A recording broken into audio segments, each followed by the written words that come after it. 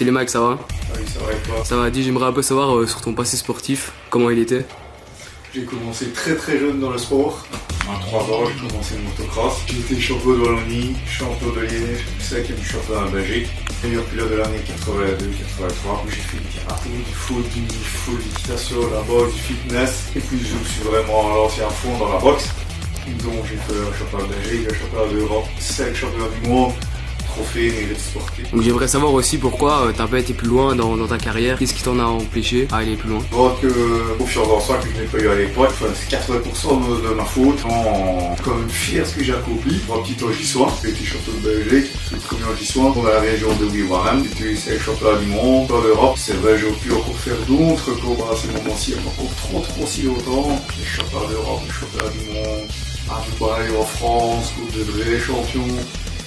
Mais ça ne s'est jamais fait. Et t'as un truc de la vie qui s'est fait que ça n'a pas accroché pour beaucoup de choses. Il y avait un truc aussi que j'aimerais savoir, c'est quel est ton meilleur souvenir ou ton pire souvenir dans toute ta carrière? Mon meilleur souvenir, il n'y en a pas, moi, on ne me ment pas, c'est sûr.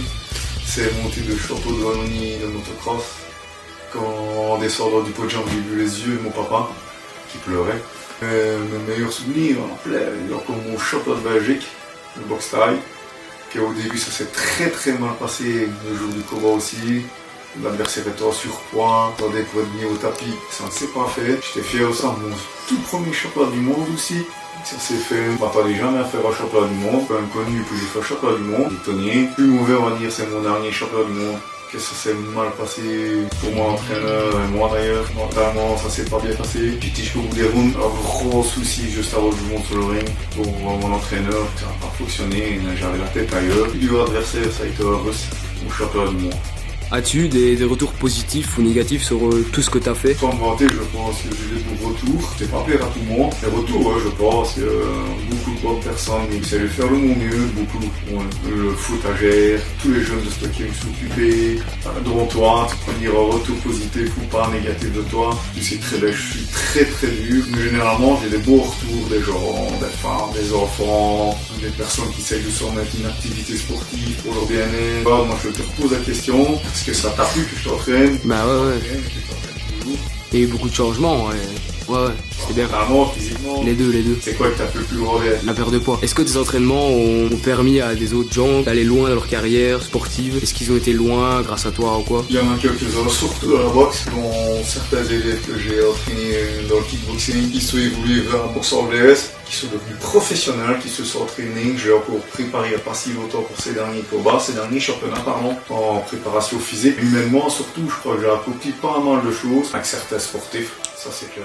Une autre question aussi assez importante, est-ce que tu as des regrets dans toute ta carrière? Il y a des jeux plus, il n'y en a pas vraiment arrivé jusqu'au bout de... Pas mes rêves. Quand j'étais en Espagne, faire mes championnats du monde, autre gars que le premier combat s'était fait en full contact. Je me suis blessé au 4e round, super combat. Et je voulais tellement ma revanche qu'il avait refusé. Et on m'a proposé 15 jours avant le combat, mais en kickboxing. Et j'ai accepté les 12 rounds à l'époque, c'était 12 rounds, je perds au poids. Et au 4e ou au 5e round, il était KO, j'étais champion du monde. Et puis... Voilà, il faut être à 100% ce que tu fais. Malheureusement, j'ai laissé filer le combat, mais il est ressorti. On a dû porter un ancien joueur, on va dire, à force de mettre des kicks. Il lui fait à sa carrière parce qu'il n'a plus voulu entendre parler de moi. Mais le plus grand regret, oui, il y a plus d'autres vrais sportifs que ça s'est jamais accompli. Je vais boxer 3-4 fois Dubaï. Je vais dû aller en faire au championnat d'Europe en Angleterre. Le fil de la vie, c'est fait que ça ne s'est jamais fait. C'est des petits regrets, oui. Il y a aussi un autre truc que j'aimerais savoir, c'est à cause du Covid, est-ce que ça a changé ta vie? Qu'est-ce qui a changé? Ça n'a rien changé du tout dans ma vie. À part peut-être pour les entraînements au football, que ce soit à Stocker, à Gers et d'autres clubs que je fais. Et à la boxe, à la salle.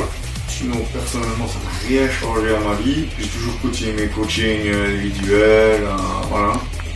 J'ai su bien gérer ça. C'est triste, c'est ce qui arrive pour le moment. Honnêtement, ça n'a rien changé à moi. Et dernière question, grosse question, qu'est-ce qui t'a motivé à te lancer là-dedans, à devenir ce que tu es maintenant?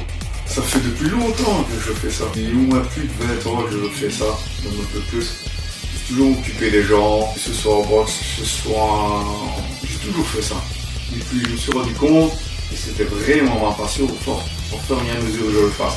Il y a eu des demandes, j'ai préparé des personnes, mais maintenant j'ai préparé au championnat du monde et championnat d'Europe des épées, c'est pas des scripts, je serais plutôt moins expliqué. Et le gars, comme il fait riche château de rock, riche château du monde, c'est que mes méthodes fonctionnent, où j'essaye de faire de mon mieux. Avec le football, j'ai beaucoup de demandes dans le foot, à gérer, à stocker, j'ai encore à l'heure actuelle. J'ai préparé Jimmy Sinard au Maroc, Ismaël Boutou qui joue toujours ici à stocker, je m'occupe toujours de lui. D'arbitres, des boxeurs, des remises en forme comme toi, comme Rudy, comme des tas de personnes.